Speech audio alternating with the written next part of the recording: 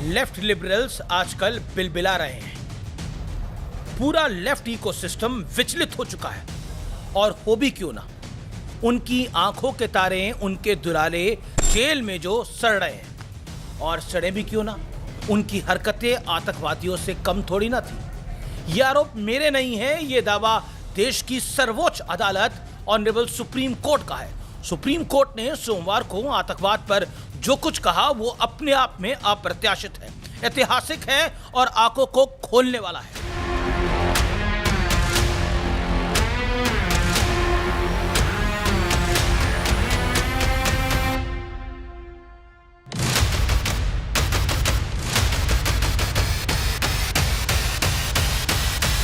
नमस्कार व्यूअर्स, दर्शकों, मैं हूं अमीश देवगन और सत्य और तथ्य में आज बात होगी आतंकवाद की नई परिभाषा की। सोमवार को सुप्रीम कोर्ट ने यूएपीए कानून की व्याख्या करते हुए कहा, आतंकवाद केवल हिंसा करने तक सीमित नहीं है। आतंकवाद किसी हत्या, मौत या फिर संपत्ति को नुकसान पहुंचाना नहीं है, बल्कि इसमें ऐसे काम भी शामिल हैं जो समाज को नुकसान पहुंचाए, जैसे कि जीवन के लिए जरूरी सप्लाई या सेवाओं को बाधित करना। इसमें ऐसे काम भी शामिल हैं जो देश की आर्थिक सुरक्षा को खतरा पहुंचाते हैं। देश की संप्रभुता और सुरक्षा को ऐसे कामों से भी खतरा हो सकता है जिससे नागरिकों का जीवन या सामाजिक कामकाज अस्थिर हो जाए। यानी सोसाइटी में क्योस फैलना भी उतना ही खतरनाक है जितना कि कोई बम धमाका यानी बॉम्ब ब्लास्ट, और इसे भी आतंकवाद ही कहा जाएगा। ये बड़ी बात है। कोर्ट ने यूएपीए पर मंथन इसलिए हो रहा था क्योंकि शर्जील इमाम और उमर खालिद जमानत की उम्मीद लेकर सुप्रीम कोर्ट पहुंचे थे। लेकिन हुआ क्या? हुआ ये कि सुप्रीम कोर्ट ने यूएपीए कानून की एक एक परत खोल कर रख दी और इसी के साथ शर्जील इमाम और उमर खालिद को जमानत के बगैर बेरंग लौटना पड़ा। शर्जील और उमर खालिद पर यूएपीए यानी अनलॉफुल एक्टिविटीज प्रिवेंशन एक्ट की सख्त धाराएं लगी हैं। जस्टिस अरविंद कुमार और एनवी अंजारी की बेंच ने 5 जनवरी को दोनों की जमानत पर सुनवाई करते हुए कहा, अभियोजन पक्ष के सबूतों से प्राइमा फेसी यूएपीए के तहत आरोप सही लग रहे हैं। उन्होंने कहा, उमर खालिद और शर्जील इमाम साजिश की केंद्रीय भूमिका में थे।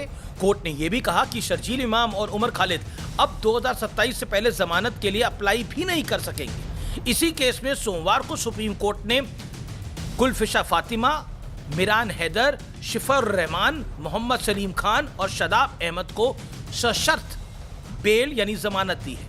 उन्हें मिली जमानत की शर्तें ये हैं कि वो किसी भी पब्लिक गैदरिंग को एड्रेस नहीं कर सकते और ना ही कोई बयान दे सकते हैं। जाहिर सी बात है कि इससे उन यूट्यूबर्स को काफ़ी निराशा हुई होगी जो माइक कैमरा लिए ना जाने कब से तैयार बैठे थे कि वो आएंगे जैसे करण अर्जुन आएंगे और अपनी बात बताएंगे।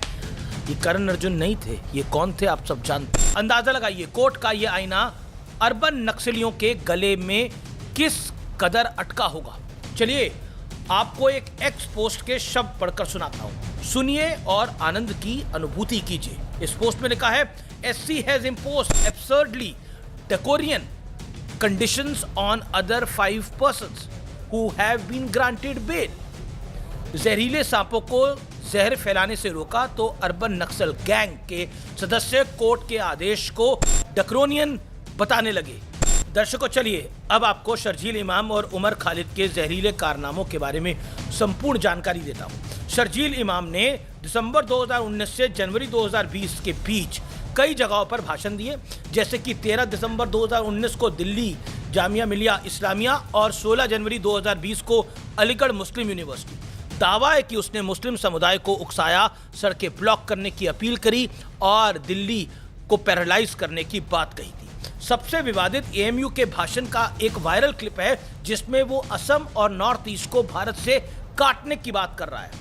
वीडियो में वो सिलीगुड़ी कॉरिडोर, जिसे चिकन नेक भी कहा जाता है, उसे देश से अलग करने के लिए उकसाता हुआ दिख रहा है। ये बहुत बड़ी बात थी। उमर खालिद पर आरोप है कि उसने सीए के खिलाफ लोगों को भड़काया, मुस्लिम बहुल इलाकों में उकसाने वाले लगातार भाषण दिए, व्हाट्सएप पर दिल्ली प्रोटेस्ट सपोर्ट ग्रुप बनाकर प्रदर्शनों की प्लानिंग करी और उसका एग्जीक्यूशन तक करा। दिल्ली को पैरालाइज करना, इमरजेंसी सर्विसेज को ठप करना, ब्लॉक करना उमर खालिद का मेन एजेंडा था। और यह भी आरोप है कि उमर खालिद ने ताहिर हुसैन और खालिद सैफी के साथ मिलकर दिल्ली दंगों की भी प्लानिंग कर डाली थी और आग भी लगी थी। ऐसे लोगों के लिए लेफ्ट वाला रुदाली गैंग विचलित है, खान मार्केट लॉबी परेशान है, विलाप कर रहा है। सुप्रीम कोर्ट को बुरा भला कहा जा रहा है। जेएनयू वाले टुकड़े टुकड़े गैंग की नई जनरेशन भी अपने पूर्वजों की दुर्दशा देखकर विचलित हो गई है। सोमवार की रात उन्होंने अंधेरे में मुंह छिपाकर, ढककर एक बार फिर जेएनयू के नाम पर काला दाग लगाने का प्रयास किया। पिछली बार जेएनयू ने भारत तेरे टुकड़े होंगे, इंशाअल्लाह इंशाअल्लाह जैसे नारों के आरोप लगे थे। इस बार मोदी शाह की कब्र खुदेगी जैसे नारों की गूंज सुनाई दी है। सोचिए क्या वाहियात मानसिकता है। सोशल मीडिया पर जो वीडियो वायरल है उसे आप भी सुनिए।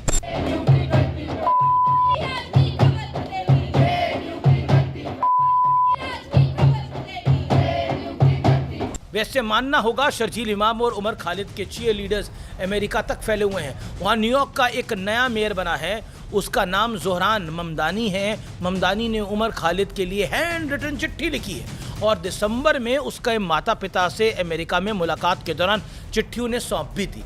सोच कर देखिए, हजारों किलोमीटर दूर बैठा ममदानी जो खुद तो पढ़ लिख कर न्यूयॉर्क का मेयर बन गया, लेकिन उसका दिल कट्टर मानसिकता वाले दो लड़कों के लिए धड़क रहा है। दो ऐसे लड़के जिन पर अपने ही देश के लिए युद्ध छेड़ने और आतंकवाद फैलाने के गंभीर आरोप लगे हैं। ममदानी ऐसी कोई हरकत अमेरिका में करके दिखाए जरा, लेकिन उन्हें उमर खालिद में हीरो दिखाई दे रहा है। लेकिन क्यों? वो कौन सा कनेक्शन है जो ममदानी और उमर खालिद को जोड़ता है, एक करता है? दोनों के पारिवारिक रिश्ते तो है नहीं, दोनों के एजुकेशनल कनेक्शन भी नहीं है, दोनों के बीच बिजनेस रिलेशन भी नहीं है, लेकिन दोनों के बीच फिर भी एक मजबूत रिश्ता है। गैस कीजिए उस रिश्ते की नींव क्या है। मुझे लगता है आप समझ ही गए होंगे। हालांकि भारत में भी उमर खालिद और शर्जील जैसे सांपों को दूध पिलाने वालों की संख्या थोक के भाव में मौजूद है। आजकल तो इन जैसे की पॉलिटिकल टीआरपी भी काफ़ी है। सोचिए, बाला साहब ठाकरे के पोते उद्धव ठाकरे के बेटे आदित्य ठाकरे इन्हें जमानत ना दिए जाने पर सवाल उठा रहे हैं। वो कह रहे हैं कुलदीप सेंगर को बेल मिल सकती है तो इन्हें क्यों नहीं। कांग्रेस नेता उदित राज ने कहा दोनों के साथ नाइंसाफी हो रही है।